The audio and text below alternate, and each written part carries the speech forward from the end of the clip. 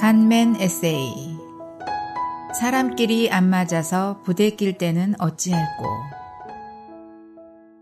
대부분의 사람들은 사람 속에서 어울려 살도록 되어 있습니다.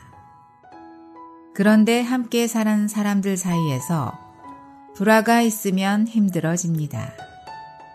어떤 형태로든 안에 화를 분출하지 않으면 못 배겨날 때가 많습니다. 그래서 시어머니에게 괴롭힘 당한 며느리는 하다못해 지나가는 강아지라도 걷어차야 직성이 풀립니다. 이 글을 쓰면서 제가 겪은 두 분의 얼굴이 떠오릅니다. 이분들은 비록 주님은 알지 못하시지만 고상한 인품을 가진 분들임을 인정하지 않을 수 없습니다. 한 분은 제가 모셨던 직장 상사입니다. 워낙 성품 자체가 과묵한 분이지만 간부회의에 참석하거나 사장님에게 불려갔다가 나온 결과를 우린 금방 압니다. 왜냐하면 가뜩이나 말이 없는 분이 한마디 말 없이 창 쪽을 내다보며 줄담배를 푹푹 피고 있으면 그것은 안 좋은 일이 있었다는 뜻입니다. 심지어 부하 직원들 잘못으로 자신이 창피를 당해도 본인 선에서 삼키고 말지 한마디 내리쏟아지는 화풀이가 없습니다. 회의 갔다 오면 결제 서류판을 책상 위에 내 동댕이 치든지 부하 직원들을 달달 볶는 상사들과는 확연하게 대비가 되어 인상에 남습니다. 또 한 분은 제가 십수년을 신세진 작은 아버님입니다.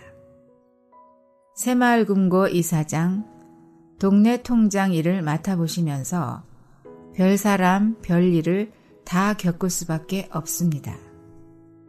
그런데 이분은 밖에서 일어난 화난 일로 집안에 들어와서 식구들에게 분풀이를 하신 적이 한 번도 없으십니다. 오히려 화난 일이 있으면 집안에서는 정반대의 일이 벌어집니다. 못 드시는 술을 좀 드셔서 얼굴이야 벌개지셨지만 집에 돌아오신 손에는 과자며 과일 봉지가 잔뜩 들려 있습니다. 그리곤 아이들이 귀여워 죽겠다는 듯이 끌어안고 볼에다 뽀뽀를 해대십니다. 아이고 내 새끼 이렇게 예쁘게 생겼구나. 그러면 조카들은 아빠 수염이 따갑다며 어떻게 해서든 소나귀에서 빠져나가 과자 봉지 쪽으로 내빼버립니다. 그러면 작은 어머님은 뭐 또 안 좋은 일이 있구랴 하십니다. 밖에서 일어난 일을 가지고 집에 와서 공연히 죄 없는 아내와 아이들에게 화풀이를 하는 사람들도 많은데 작은 아버님의 처신은 참 인상적이었습니다. 그런데 오늘 아침에 또 다른 방법을 하나 배웠습니다. 주님의 방법입니다. 사도 바울이 빌립보 교회의 두 봉사하는 자매들인 유오디아와 순두계를 다뤘던 방법입니다. 내가 유오디아를 권하고 순두계를 권하노니 주 안에서 같은 생각을 품으라. 또 참으로 나와 멍에를 같이 앉아 내게 구하노니 저 부녀들을 돕고 주 안에서 항상 기뻐하라. 내가 다시 말하노니 기뻐하라. 위 말씀을 조금 자세히 보면 이렇습니다. 첫째, 바울은 서로 의견이 안 맞는 두 자매들에게 같은 생각을 품으라고 권했습니다. 사실은 교회 안에서 거의 모든 문제는 혼 안에서의 불일치 때문입니다. 주님과 합하여 한영된 우리 영 안에서야 무슨 문제가 있겠습니까? 주님이 핏값 주고 사신 주님의 재산들이요 한 몸의 지체들인데 항상 문제가 되는 것은 우리의 혼, 특히 생각이 다른 데서 옵니다. 그것도 주님을 위한 것, 더 나은 방법, 교회를 위한 더 좋은 방안 등을 가지고 다툽니다. 상대방을 자신의 생각에 맞추려는 것이지요. 그러나 바울은 유오디아 생각도 아니요, 순두개의 생각도 아닌 주 안에 있는 생각을 품으라고 권합니다.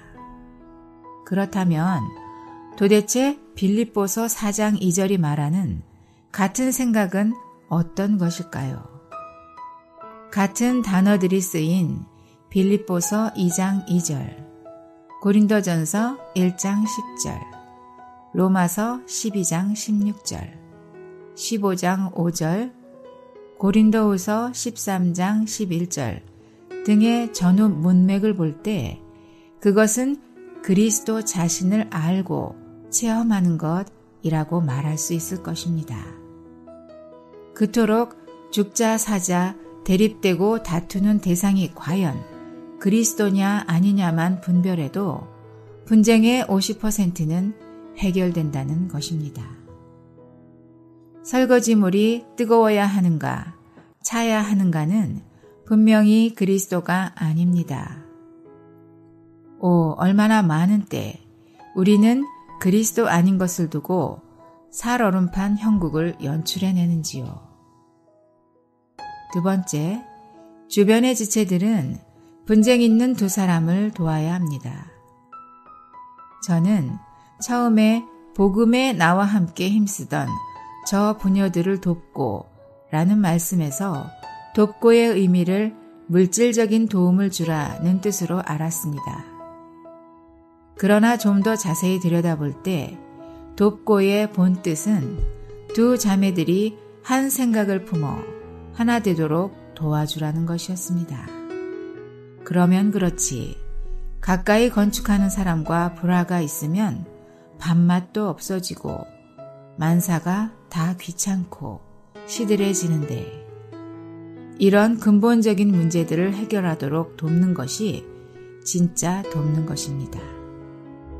일반 당사자 이외에 돕는 제3자가 필요할 때도 있다는 것이 또 하나의 요점입니다.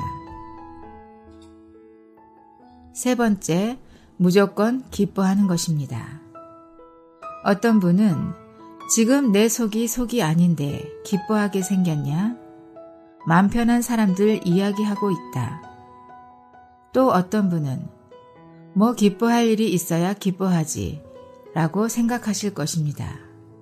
그러나 사도 바울은 기뻐할 일 없는 사람들에게도 주 안에서 항상 기뻐하고 라고 말하고 덧붙여서 내가 다시 말하노니 기뻐하라고 권하고 있습니다. 사실은 기뻐함이 커 보였던 문제도 작게 만들고 별것 아닌 것으로 만든 체험은 제게도 많습니다.